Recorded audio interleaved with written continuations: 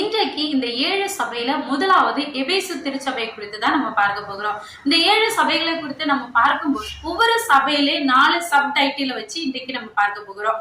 முதலாவது இந்த எபேசு திருச்சபைக்கு கர்த்தருடைய அறிமுகத்தை நம்ம பார்க்கலாம். இயேசு கிறிஸ்து தன்னை அறிமுகம் பண்ணும்போது எப்படி பண்ணுகிறார் அப்படின்னா 7 நட்சத்திரங்களை தன்னுடைய வலது கரத்திலே ஏந்தி கொண்டு 7 பொன் குத்து விளக்குகளின் மத்தியிலே உலாவுகிறவர் சொல்லுகிறதாவது, அதாவது தன்னை 7 நட்சத்திரங்களை ஏந்தி கொண்டு இருக்கிறவராகவும் 7 பொன் குத்து விளக்குகளின் மத்தியிலே உலாவுகிறவருமாக எபேசு திருச்சபைக்கு தன்னை அறிமுகப்படுத்துகிறாரு.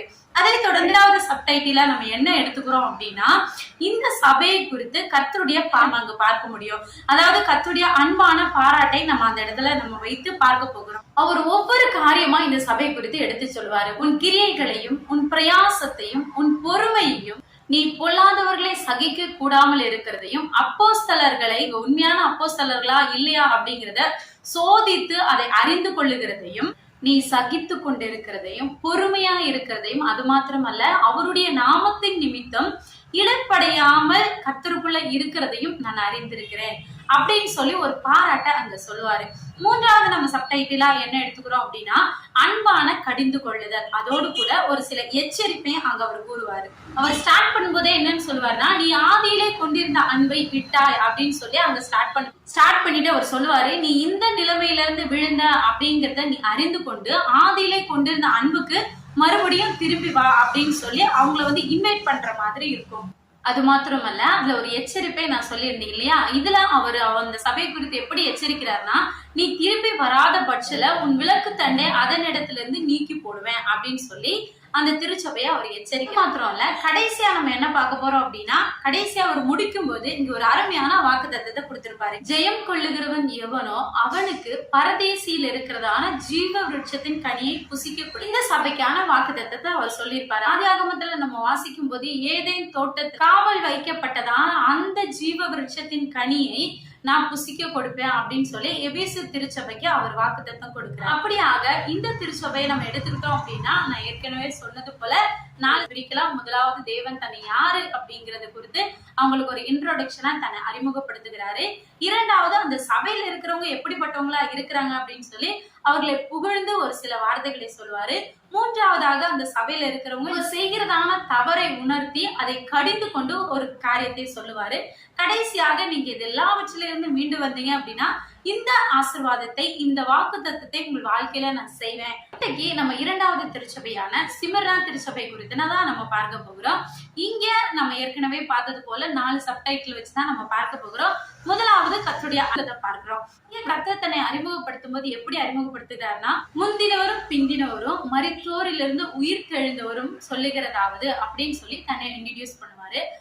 2வது தலைப்பாக நம்ம என்ன பார்த்தோம் அப்படின்னா, இவர்களை குறித்து கர்த்தருடைய பாராட்டை நம்ம பார்த்தோம் இல்லையா. அதே போல இந்த சபையை தேவன் பாராட்டுறாரு. எப்படி அப்படின்னு பாத்தீங்கன்னா, உன் கிரியைகளையும் உன்னுடைய உபத்திரவத்தையும் நீ ஐஸ்வர்யவானா இருந்தும் உனக்கு இருக்கிற தரித்திரத்தையும் தங்களை யூதர் என்று சொல்லியும் யூதர்கள் அல்லாமல் சாத்தானுடைய கூட்டத்தார் செய்கிற தூஷணத்தை நான் அறிந்திருக்கிறேன் அப்படின்னு சொல்லி இவங்களை குறித்து அவர் சொல்லுவார். அது மாத்திரமல்ல, நம்ம எபேசு திருச்சபையில பார்க்கும்போது முதலாவது கர்த்தர் தன்னை அறிமுகப்படுத்துகிற காரியத்தை பார்த்தோம். 2வது அந்த சபையை குறித்து அவர் பாராட்டுகிற காரியத்தை நம்ம பார்த்தோம். அதை தொடர்ந்து 3வதாக எச்சரிப்பு கடிந்து கொள்ளுகிற என்கிறதான தலைப்பை நம்ம பார்த்தோம். அதே மாதிரி சபையை எடுத்துக்கிட்டோம் அப்படின்னா, இந்த திருச்சபையில அந்த எச்சரிப்போ கடிந்து கொள்ளுதலோ இருக்காது.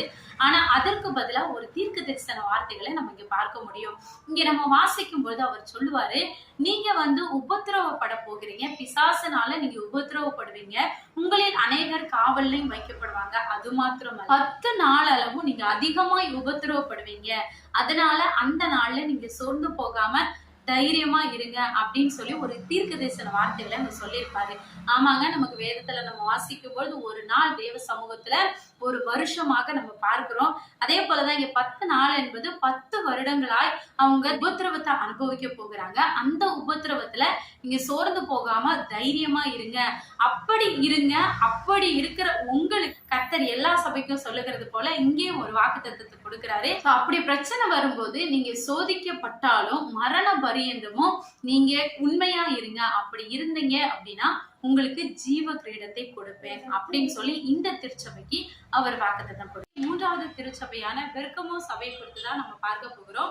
எப்போதும் போல முதலாவது தன்னை அறிமுகப்படுத்தும் போது அவர் இப்படியாய் சொல்லுகிறார், இருபுறமும் கருப்புள்ள பட்டயத்தை உடையவர் சொல்லுகிறதாவது அப்படின்னு சொல்லி தன்னை இன்ட்ரோடியூஸ் பண்றார். இரண்டாவதாக அவர்களை அன்பின் பாராட்டுதல்னால அவர் பாராட்டுகிற காரியத்தை நம்ம பார்க்க முடியும். அதுல அவர் என்ன சொல்லுவார்னா, உன் கிரியைகளையும் சாத்தான் குடியிருக்கிற இடத்துல நீ குடியிருந்தும் நீ என்ன மறுதளிக்காமல் இருக்கிற காரியத்தை நான் அறிந்திருக்கேன். அதுல ஒரு நபரை கூட அவர் சொல்லுவாரு, எனக்கு உண்மையுள்ள சாட்சியா இருந்தா அந்திப்பா என்பவன் கொல்லப்பட்ட நாட்கள்லயும் கூட நீ உன் விசுவாசத்தை விட்டு நீ பின்மாறி போகவில்லை, அதை குறித்து நான் சந்தோஷமா இருக்கிறேன் அப்படின்னு சொல்லிட்டு மூன்றாவதாக அன்பின் கடிந்து கொள்ளுதலை நம்ம அங்க பார்க்க முடியும். அங்க அவர் சொல்லும் போது அவர் சொல்லுவாரு, நீ உன் பேர்ல எனக்கு ஒரு குறை உண்டு, நீ விக்கிரகங்களுக்கு படத்தேவைகள் எல்லாம் புசிக்கவும் அது மாத்திரமல்ல வேசித்தனம் பண்ணுவதற்கு இஸ்ரவேலுக்கு விரோதமா ஆலாக்கு என்பவனுக்கு பிலேயாம் கொடுத்ததான ஆலோசனையின் மூலியமாய் சில காரியங்கள் நீ செய்வதனால முன்னிடத்துல எனக்கு அப்படிப்பட்ட காரியங்களை குறித்து குறை உண்டு, நீ இந்த மாதிரி செய்யாதபடிக்கு எச்சரிக்கையாயிரு, அப்படி இருந்தா என் வாயின் பட்டயத்தினால் நான் அவர்களோடு வழக்காடுவேன் அப்படின்னு சொல்லி இங்க அவர் சொல்லியிருப்பாரு. அது மாத்திரமல்ல, நம்ம எப்போ பார்க்கறது போல கடைசியாக அந்த சபைக்கான வாக்குத்தத்த வார்த்தைகளே அவர் சொல்லியிருப்பாரு. காரியத்துல இருந்து நீ சரியா இருக்கும்போது மறைவான மன்னாவே அவனுக்கு புசிக்க கொடுத்து, அது மாத்திரமல்ல ஒலிவிடத்துல இருக்கிறதான வெண்மையான பளிங்கு போன்ற கற்களையும் அதுல அவன் மாத்திரமே வாங்குகிறவன் மாத்திரமே அறிகிற நாமத்தையும் அவனுக்கு நான் எழுதி நான் கொடுப்பேன் அப்படின்னு சொல்லி இந்த சபைக்கான கடிதத்தை அவர் எழுதினாரு. அதை தொடர்ந்து நான்காவதாக தியத்ரா திருச்சபை குறித்து நம்ம பார்க்க போகிறோம்.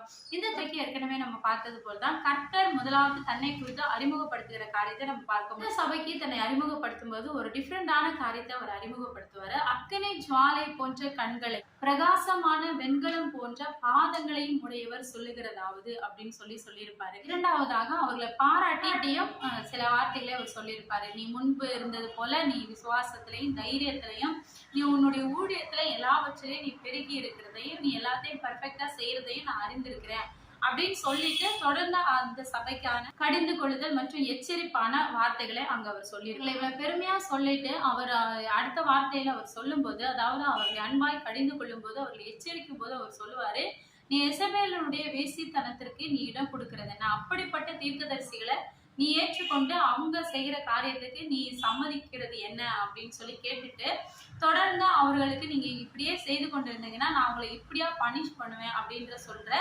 எச்சரிப்பான வார்த்தைகளே அங்க அவர் சொல்லியிருப்பாரு. அப்படியே நீங்க செய்து கொண்டிருந்தீங்கன்னா அவளையும் அவளுடைய பிள்ளைகளையும் நான் கட்டில் கடையாக்கி போடுவேன் அப்படின்னு சொல்லி அவர் எச்சரித்திருப்பாரு. இப்படிப்பட்ட காரியத்துல இருந்து நீ வெளியே வந்து நீ கடவுளுக்காக உண்மையா ஊழியம் செய்து கர்த்தருக்காக பக்தி வைராக்கியத்தோடு நின்ற அப்படின்னா நான் உன்னை என் பிதாவினிடத்துல நான் அதிகாரம் பெற்றது போல என்னுடைய சமூகத்துல நான் உனக்கு அதிகாரத்தை கொடுப்பேன்னு சொல்லி, அது மாத்திரமல்ல விடிவெள்ளி நட்சத்திரத்தை நான் உனக்காக தருவேன் வாக்குத்தத்தமா அவர் சொல்லி இந்த கடிதத்தை அவர் எழுதியிருப்பாரு. அதை தொடர்ந்து ஐந்தாவதாக சர்தை சபைக்கு அவர் கடிதம் எழுதும் போது அவர் முதலாவது தன்னை அறிமுகப்படுத்தும் தேவனுடைய 7 ஆவிகளையும் 7 நட்சத்திரங்களையும் உடையவர் சொல்லுகிறதாவது அப்படின்னு சொல்லி ஸ்டார்ட் பண்ணியிருப்பாரு. கடந்த சபைகளுக்கு எழுதின கடிதத்துல எல்லாம் பார்த்தோம், அங்க வந்து முதலாவது தன்னை அறிமுகப்படுத்தி இரண்டாவது அவங்களை பாராட்டி ஒரு சில காரியங்களை அவர் எழுதுறத நம்ம பார்க்க முடியும்.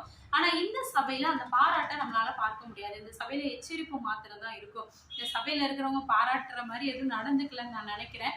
ஸோ அதனால பாராட்டை நம்ம இங்க பார்க்க முடியாது. அதை தொடர்ந்து நம்ம எச்சரிப்பை தான் நம்ம இந்த இடத்துல பார்க்க முடியும். வந்து இங்க இங்க ஸ்டார்ட் பண்ணும்போதே அவர் சொல்லியிருப்பாரு, நீ என்னிடத்துல கேட்டு பெற்றுக்கொண்டவற்றை நீ நினைவு கூறு அப்படின்னு சொல்லுவாரு.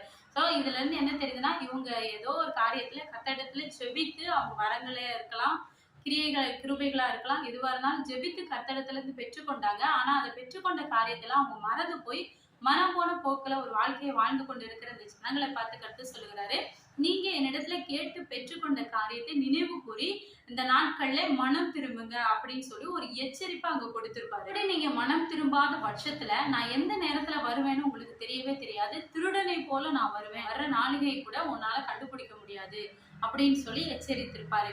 அப்படி இந்த காரியத்துல இருந்து நீ இது எல்லாத்தையுமே உணர்ந்து கொண்டு திரும்பவும் நீ தேவ சமூகத்துல வருவ அப்படின்னா உனக்காக அவர் கொடுக்கிற வாக்குத்தத்தத்தை அங்க ஒரு கீழே சொல்லியிருப்பாரு.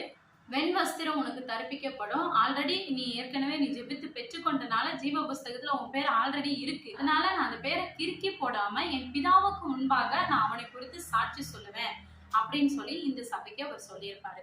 அதை தொடர்ந்து ஆறாவதாக பிலதெல்பியா சபைக்கு அவர் தன்னை முதலாவது அறிமுகப்படுத்தும் போது பரிசுத்தம் உள்ளவரும் சத்தியம் உள்ளவர், தாவீதின் திறவுகோலை உடையவரும், ஒருவரும் பூட்டக்கூடாதபடி திறக்கிறவரும், ஒருவரும் திறக்கக்கூடாதபடி பூட்டுகிறவரும் ஆகியவர் சொல்லுகிறதாவது அப்படின்னு சொல்லி இன்ட்ரோடக்ஷன் ஒரு பெரிய ஒரு காரியமாக அங்க அவர் கொடுத்திருக்கிறத நம்மளால பார்க்கும். அதை தொடர்ந்து இந்த சபைக்கு அவர் ஒரு பாராட்டுதலை அவர் எழுதி அவங்கள புகழ்ந்து பேச ஆரம்பிக்கும் போதே அவர் ஸ்டார்ட் பண்ணுவாரு, நீ கொஞ்சம் பலன் இருந்தும் என் நாமத்தை மறுதலியாமல் இருந்தபடியினால இதோ உனக்கு முன்பாக நான் திறந்த வாசலை வைத்திருக்கிறேன் அப்படின்னு சொல்லி அவங்க பேசிக்கிட்டு இருக்கும் போதே அவங்களுக்கு தக்கதான வாக்குத்தத்தத்தையும் அவர் அங்க கொடுக்க ஆரம்பிச்சிருவாரு. அவங்களை பூஸ்டப் பண்ண ஆரம்பிக்கிறத நம்ம இங்க பார்க்கணும். அது மாத்திரமல்ல, இந்த இடங்கள்ல நிறைய வார்த்தைகளை அவர்களோடு கூட பேசியிருப்பாரு. முதலாவது சொல்லுவாரு, திறந்த வாசலை உனக்கு முன்பா நான் வைத்திருக்கிறேன்னு சொல்லுவாரு. அது மாத்திரமல்ல, ரெண்டாவது அவர் சொல்லும் போது யூதர் என்று சொல்லியும் யூதர் அல்லாமல் இருக்கிறதான ஒரு கூட்ட ஆத்துமாக்களை நான் உனக்கு தருவேன், அவங்க உங்ககிட்ட வருவாங்க அப்படின்னு சொல்லி அதை தொடர்ந்து என்னை குறித்து என்னுடைய பொறுமை குறித்து சொன்னதான வாக்குத்தத்தங்களை நீ காத்து கொண்டனால பூமியில இருக்கிறவங்களுக்கு வருகிறதா அந்த ஆபத்துகள்ல இருந்து ஒன்ன நான் பாதுகாப்பேன் அப்படின்ற காரியத்தை அவர் அங்க சொல்லியிருக்கு. அப்படி நீ செய்யும் போது என் பிதாவினுடைய ஆலயத்துல உன்னை நான் தூணாக்குவேன் அப்படின்ற வாக்குத்தத்தை அவர் அங்க கொடுத்திருக்கு. அது மாத்திரமல்ல, புதிய எருசலேமாகிய பரலோகத்தின் நாமத்தையும் என்னுடைய புதிய நாமத்தையும் நான் உனக்கு கொடுப்பேன் அப்படின்னு சொல்லி ஒரு அருமையான வாக்குத்தத்தத்தை அங்க கொடுத்து இந்த சபைக்கான கடிதத்தை அவர் எழுதியிருப்பாரு. கடைசியா லவோதிக்கேயா திருச்சபைக்கு அவர் எழுதும் போது, உண்மையும் சத்தியம் உள்ள சாட்சியம் தேவனுடைய சிருஷ்டிக்கு ஆதியுமா இருக்கிறவர் சொல்லுகிறதாவது அப்படின்னு சொல்லி அவர் அங்க ஸ்டார்ட் பண்ணி தொடர்ந்து இந்த சபையை குறித்து நம்ம பார்ப்போமானா பாராட்டுன்னு சொல்லி இந்த சபைக்கு எந்த விதமான ஒரு பாராட்டையும் நம்ம இந்த சபையிலேயே நம்ம பார்க்க முடியும். அந்த பாராட்டுக்கு பதிலா இவங்களை செகண்ட் ஸ்டெப்பாவே எச்சரிக்க ஆரம்பிச்சிருவாரு. நீ அனலும் இல்லாம குளிரும் இல்லாம இருந்தனா என் வாயில் நின்று உன்னை வாந்தி பண்ணி போடுவேன் அப்படின்னு சொல்லி அவர் ஸ்டார்டிங்லயே அவர்களை எச்சரிக்கும்படியாக தான் அவர் இந்த காரியத்தை அந்த சபையில இருக்கிறவர்களுக்கு சொல்லியிருப்பாரு. அது மாத்திரமல்ல, இவங்களை ரொம்ப கடினமா பேசுகிறது போல இருக்கும். அதை பேசி முடிச்சுட்டு அவர் சொல்லுவாரு, நீ இதுல இருந்து மனம் திரும்பு, அப்படி நீ மனம் திரும்ப நீ ஐஸ்வர்யவான் ஆக்கும்படிக்கு நெருப்பிலே புடமிடப்பட்ட பொன் நிர்வாணமாகிய அவலட்சணம் தோன்றாதபடிக்கு நீ உடுத்திக் கொள்வதற்கு வெண் வஸ்திரங்களையும் நீ பார்வை அடையும்படிக்கு உன் கண்களுக்கு கலிங்கம் போடவும் வேண்டும் என்று உனக்கு ஆலோசனை சொல்லுகிறேன் அப்படின்னு சொல்லி இந்த சபைக்கு ஒரு ஆலோசனை அவர் கொடுத்திருப்பாரு. அதை தொடர்ந்து இப்படி நீ எல்லா காரியத்திலயுமே நீ நடந்து கொண்டு இது எல்லாத்தையுமே நீ ஒன்னில இருந்து மாற்றிக்கொண்ட அப்படின்னா உனக்கான வாக்குத்தத்த வார்த்தைகளை நான் தருவேன் அப்படின்னு சொல்லி அந்த வாக்குத்தத்த வார்த்தைகளை கடைசியா சொல்லும் போது, இதோ திறந்த வாசலை உனக்கு முன்பாய் வைத்திருக்கிறேன், ஒருவனும் அதை பூட்ட மாட்டான் அப்படிங்கிற காரியத்தையும் அவர் சொல்லி முடித்து விட்டு கடைசியாக, நான் எப்படி மரணத்தில் நின்று ஜெயம் கொண்டு என் பிதாவினுடைய சிங்காசனத்துல எப்படி அவரோடு கூட வீற்றிருக்கிறேனோ அதே போல என்னை போல ஜெயம் கொள்ளுகிற நீங்களும் என்னுடைய சிங்காசனத்தில் என்னோடு கூட வீற்றிருப்பீர்கள் அப்படிங்கிற சொல்ற வாக்குத்தத்தங்களை சொல்லி அவர் இந்த சபைக்கான கடிதத்தை அவர் முடித்திருப்பாரு. எனக்கு பிரியமானவர்களே, இந்த 7 சபைக்கான கடிதங்களை நம்ம வாசிக்கும் பொழுது இதுல ஏதோ ஒரு சபையை போலதான் இன்றைக்கு நம்முடைய வாழ்க்கையும் இருந்ததுனால இதுல எந்த சபைக்கு சொல்லுகிற ஆலோசனை நமக்கு பொருத்தமா இருக்கிறது என்பதை எடுத்துக்கொண்டு அதுல அவர் என்னென்ன காரியத்தை எச்சரிக்கிறாரோ அப்படிப்பட்ட காரியங்கள் நம்முடைய வாழ்க்கையில இருக்குமானால் அந்த எச்சரிப்பை அங்கீகரித்து கொண்டு அந்த காரியத்தை எல்லாம் விட்டு அவர் கொடுத்த வாக்குத்தத்தத்துக்காக இன்றைக்கு இந்த நாட்களை நம்ம காத்திருப்போம். கடைசி லவோதிக்கேயா சபைக்கு அவர் சொல்லும் போது ஒரு வார்த்தையை சொல்லியிருப்பாரு, நான் யாரை அதிகமாக நேசிக்கிறேனோ அவர்களே நான் சிக்ஷிக்கிறேன் அப்படின்னு சொல்லியிருப்பாரு. சோ இந்த வார்த்தைகள், இந்த அவருடைய எச்சரிப்பு, அவருடைய கடிந்து கொள்ளுதல் எல்லாமே அவர் அதிகமா நேசிக்கிறதுனாலதான் அவர் நம்மை கடிந்து கொள்கிறாரு. அதனால அவர் கடிந்து கொள்கிறாரே என்று சொல்லி வருத்தப்படாம இதுல எந்த காரியத்துல நம்ம தவறா இருக்கிறோம் என்பதை புரிந்து கொண்டு அதுல இருந்து மீண்டு வருவோம் அப்படின்னா அவர் தொடர்ந்து கொடுக்கிறதான வாக்குத்தத்த வார்த்தைகள் இந்த நாட்களே நம்முடைய வாழ்க்கையிலே நிறைவேறுகிறதா இருக்கும். தொடர்ந்து நம்முடைய சேனலை பாருங்க. இப்பொழுது நம்ம 7 சபைக்குரியதான காரியத்தை நம்ம பார்த்தோம். அதை தொடர்ந்து வருகிற நாட்களில் 7 எக்காலங்களை குறித்து நம்ம பார்ப்போம். உங்களுக்கு ஏதாவது சந்தேகங்கள், கேள்விகள் இருக்குமானால் கமெண்ட் செக்ஷன்ல போய் கமெண்ட் பண்ணுங்க. அடுத்த வீடியோல நம்ம இதை பார்ப்போம். தொடர்ந்து காத்திருங்க. கர்த்தர் நம்ம யாவரையும் ஆசீர்வதிப்பாராக. Amen. May God bless you.